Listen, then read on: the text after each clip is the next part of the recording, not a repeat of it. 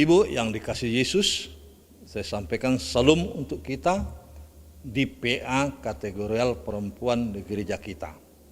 Sebelum kita mendengar firman Allah, mari kita bersekutu di dalam doa. Kita satukan hati pikiran kita berdoa.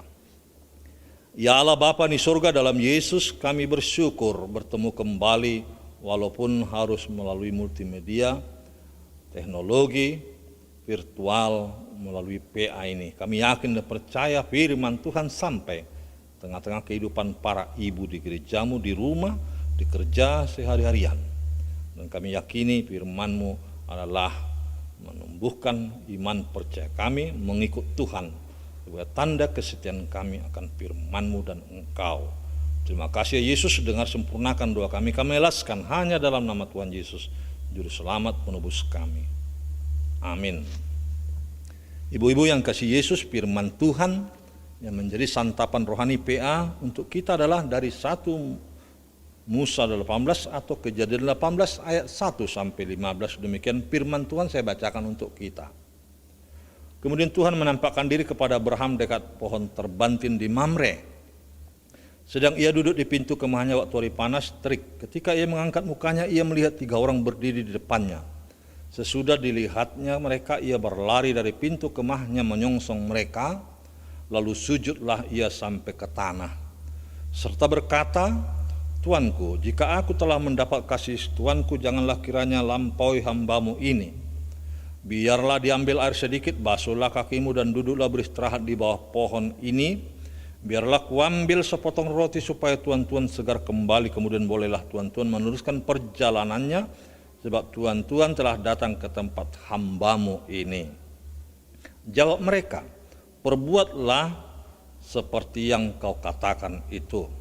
Lalu Abraham segera pergi ke kemah mendapatkan Sarah serta berkata, segeralah ambil 3 sukat tepung yang terbaik, remaslah itu dan buatlah roti bundar.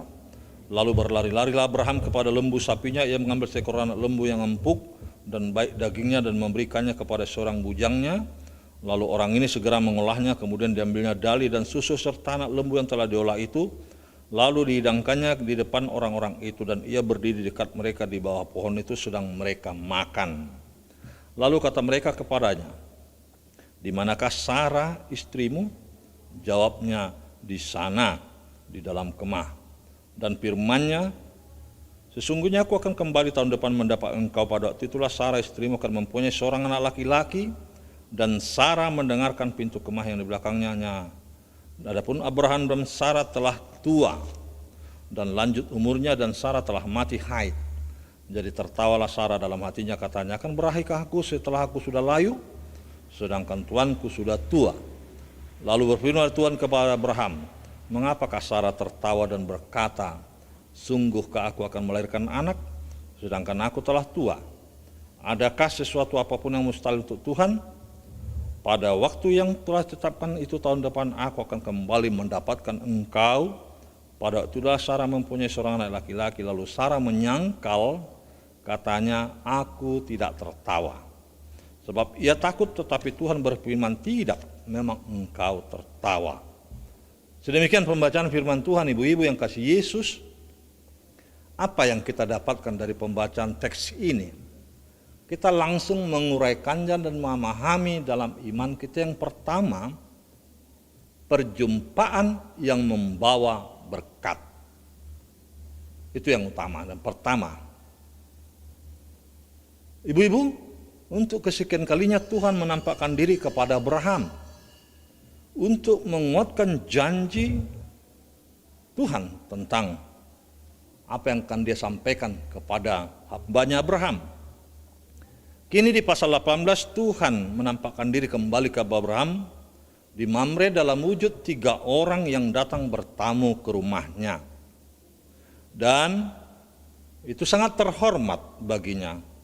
Itu sebabnya Abraham melakukan sujud sampai ke tanah ketika ia didapati tamunya. Sesuatu yang tak biasa ibu-ibu dalam kebiasaan adat istiadat di zaman bapak leluhur. Karena yang biasa adalah hanya membasuh kaki tamu. Lihatlah apa yang dilakukan Abraham di ayat 4. Persoalannya tidak hanya menyambut tamu yang dilakukan Abraham, tetapi sukacitanya dalam menyambut tamu, dengan segera ia mempersiapkan segala sesuatu untuk menjamu makan dan minum. Dikatakan dia persiapkan roti, susu, dan daging lembu. Tentu kebiasaan seperti ini menjamu makan dalam adat istiadat orang Batak terkenal, bukan ibu-ibu? Dalam hal menjamu dan menyediakan makan dan minum. Hal ini sesuatu sukacita bagi yang punya rumah. Karena mengapa? Tidaklah lengkap bagi satu keluarga jika ada tamu yang datang ke rumahnya jika belum disuguhi makan dan minum ala kadarnya. Apalagi para ibu-ibu begitu cekatan dan cepat, dalam bahasa Batak dihalaputi mangalopa untuk mempersiapkan di dapur apa kebutuhan para tetamu. Tamu adalah raja, bukan? Dan khusus bagi orang Batak, kita dapatkan istilah ngulu namar tamue adalah sesuatu berkat yang diterima di rumah. Dan karena itu setiap orang datang ke rumah kita itu membawa berkat. Maaf, terkecuali tamu tak diundang alias pencuri, bukan? Juga bagi orang Batak tak enak para tetamu pulang sebelum disuguhi makan. Itu basa-basi dulu, makanlah dan lain sebagainya. Apakah seperti yang dilakukan Abraham? Abraham berkata kepada tamunya, "Tuanku, jika aku telah mendapat kasih Tuanku, janganlah kiranya lampaui hambamu ini." Dan ayat 5b dikatakan, "Sebab Tuan-Tuan telah datang ke tempat hambamu ini." Saya teringat dan ibu-ibu teringat apa yang katakan Kidung Jemaat, teksnya di Kidung Jemaat 26. Disebut, orang lain kau hampiri, jangan jalan terus. Apa artinya ini? Abraham bersedia menjamu tanpa mengharapkan sesuatu dari tamu yang datang. Dan Abraham tahu dan dia yakin sejak dia dipanggil dari Ur Kasdim sudah berapa kali Tuhan menampakkan, menunjukkan diri dalam berbagai kesempatan, dalam berbagai waktu dan tempat. Kini perjumpaan itu datangnya tamu yang tidak diduga. Dan itu adalah Tuhan yang menunjukkan maksud dan berkatnya. Itu dikatakan di ayat 1, Tuhan menampakkan diri kepada Abraham. Sehingga yang dilakukan Abraham adalah sujud sampai ke tanah. Karena tamu itu adalah Tuhan sendiri, saudara-saudara. Adakah pemahaman ini kita bisa adaptasikan dalam kehidupan kita? Setiap tamu yang berkunjung adalah Tuhan. Setiap yang berkunjung akan membawa berkat. Setiap yang datang tamu itu adalah membawa sukacita. Maaf, karena kebetulan kita dalam situasi COVID Corona ini, banyak tamu terpaksa tidak kita terima, dan tetamu yang mau datang ke rumah kita maunya mengerti karena akan membawa penyakit. Dan saya hanya anjurkan kepada ibu, janganlah dulu sembarangan mengunjungi saudara-saudara yang lain. Atau saudara-saudara yang lain janganlah mengunjungi kita sebagai tamu di rumah kita. Dan perkunjungan perlu dibatasi, batas diri atau disiplin stay at home. Bukan berarti kita menolak Tuhan, ibu-ibu. Bukan berarti kita menolak tamu. Bukan. Karena arti kehadiran tamu itu ke rumah kita adalah hormat sukacita tersendiri. Dan ini adalah kesempatan. Sebagaimana Maria ketika dikunjungi Tuhan Yesus, Marta hanya sibuk di dapur, tapi Maria mengambil kesempatan itu untuk mendengar Tuhan. Dan di dalam perkunjungan yang ada, apakah kita menolak tetamu, atau katakanlah, adakah di antara kita menolak kebaktian malam padahal mereka yang datang adalah Tuhan dalam wujud keluarga, dalam wujud jemaat yang mengunjungi kita. Yang kita harus lakukan adalah menerima dengan sukacita karena kita juga menerima Tuhan di rumah kita melalui ibadah kebaktian malam. Karena menurut pemahaman saya, jika kita menolak rumah kita tempat mesbah kebaktian, itu berarti juga menolak Tuhan berkunjung ke rumah kita. Berkatnya jadi kita tolak. Yang kedua, ibu-ibu, tiada yang mustahil bagi Tuhan. Boleh kita bandingkan dalam Lukas 1 ayat 37. Ketika Abraham berbincang dengan tetamunya, Sarah mendengarkan dari kemah apa percakapan mereka. Dan memang itu adatnya, jika ada tamu para bapak, janganlah sekali-kali ibu di rumah ikut nimbrung dalam percakapan itu jika tidak diundang bersama duduk, atau barangkali tetamu itu jika itu saudara perempuan, wajarlah kita kaum ibu boleh hadir bersama jika itu keluarga. Pertanyaan Tuhan kepada Abraham, di manakah Sarah istrimu? Ini bukan basa-basi, ibu-ibu. Tetapi Tuhan tahu keberadaan Sarah di mana, Tuhan tahu keberadaan umatnya bagaimana, dan Tuhan tahu bagaimana keadaan hambanya. Hal ini menunjukkan kasih karunia Tuhan terhadap Abraham yang telah dipilihnya. Artinya kalau disapa di mana Sarah itu menunjukkan kasih, saudaraan sayang, kasih Tuhan kepada keluarga itu. Termasuk ketika Sarah ditanyai oleh tetamu ini terhadap Abraham, di manakah Sarah istrimu? Itu menunjukkan ada maksud Tuhan yang akan disampaikan. Dan ternyata benar, meneguhkan ulang janjinya kepada Abraham tentang keturunannya. Di ayat 10 dikatakan, sesungguhnya aku akan kembali tahun depan mendapatkan engkau. Pada waktu itulah Sarah istrimu akan mempunyai seorang anak laki-laki. Tuhan tidak pernah ingkar janji, saudara-saudara. Tuhan tidak pernah ingkar, ibu-ibu, tentang janji keturunan Abraham. Sarah merasa bahwa hal itu tidak mungkin terjadi karena umur dan ketidakmungkinannya melahirkan di masa tua. Kalau istilah sekarang, ibu-ibu, maaf, menopause ya. Dan jika kembali ke belakang Kejadian 15, tentu Sarah tidak mendengar apa yang telah disampaikan Tuhan kepada Abraham tentang janjinya. Sehingga ketika Sarah mendengar firman itu, mendengar apa yang dikatakan Tuhan dengan sembunyi-sembunyi, dia tertawa. Ternyata Tuhan adalah Maha tahu apa yang di hati kita. Tuhan memahami apa yang tersembunyi di pikiran manusia. Dan ini dialami Sarah. Tuhan mengetahui apa yang di hati Sarah, sehingga Sarah tertawa. Dan Tuhan berkata pada Abraham, mengapa Sarah tertawa? Nah ini. Tuhan yang menciptakan langit dan bumi, penguasa alam semesta, ibu, berkehendak apa yang akan terjadi. Ketika dalam penciptaan Tuhan juga berkata dan semua terjadi.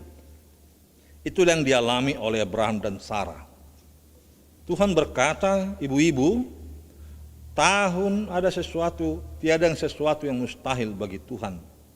Pada waktu yang telah ditetapkan, tahun depan aku akan kembali mendapatkan engkau. Pada waktu itulah Sarah mempunyai seorang anak laki-laki.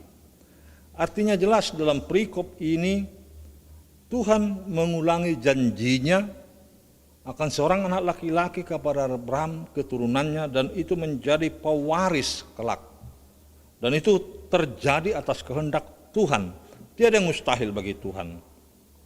Walau Sarah di masa tuanya akan melahirkan dan akan mendapatkan seorang putra, terjadi juga dalam diri Hana, istri Elkana di masa tuanya ketika meminta kepada Tuhan, menangis-nangis, dan Samuel diberikan di masa tua Hana. Apalagi kehendak Tuhan terjadi untuk keselamatan umatnya. Tiada yang mustahil bagi Tuhan.